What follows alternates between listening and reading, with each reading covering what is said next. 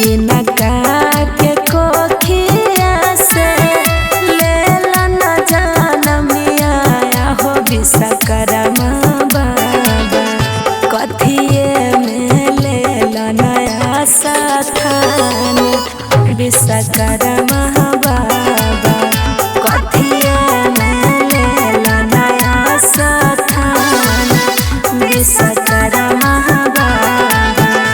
अम्मा जी के कोखिया से लिहलन जनमिया हो विश्वकर्मा बाबा हो विश्वकर्मा बाबा।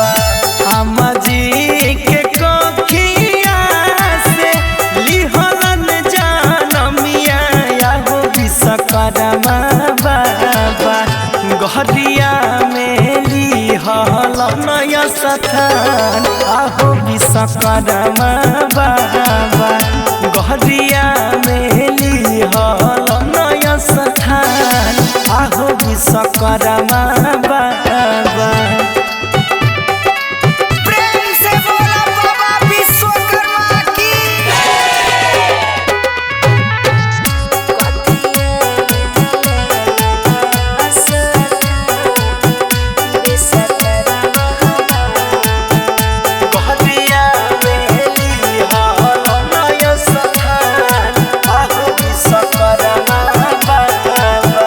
कथिए चढ़ैबे न बाबा के कथिए बैठैबे नया हो विश्वकर्मा बाबा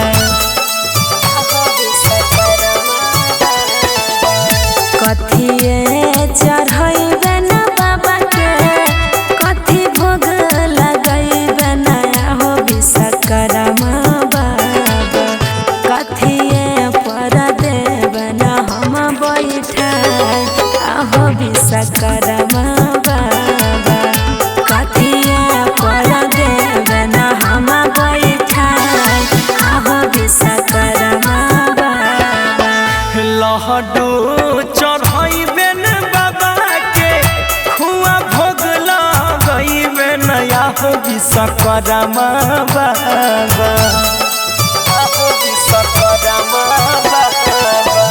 लहडू चढ़ैबे न बाबा के खुआ भोग लगैबे नया हो विश्वकर्मा बाबा हसनी पर देबे न हम बैठाई आहो विश्वकर्मा बाबा हसनी पर देह हम बैठाई आहो विश्वकर्मा बाबा।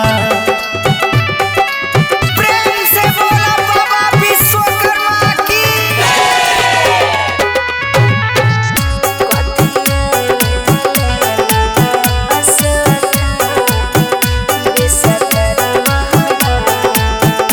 गहरिया में लिहल नया स्थान आहो विश्वकर्मा बाबा कथिए पेन्हैबे न बाबा के कथिए ओढ़ैबे नया हो विश्वकर्मा बाबा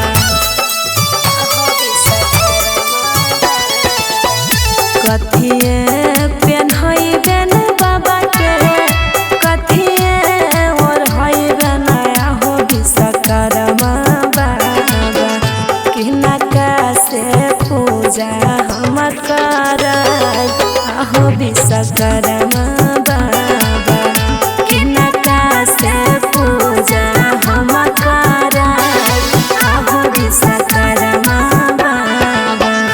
धोती पेन्हैबे न बाबा के गमछा ओढ़ैबे नया हो विश्वकर्मा बाबा विश्वकर्मा बाबा।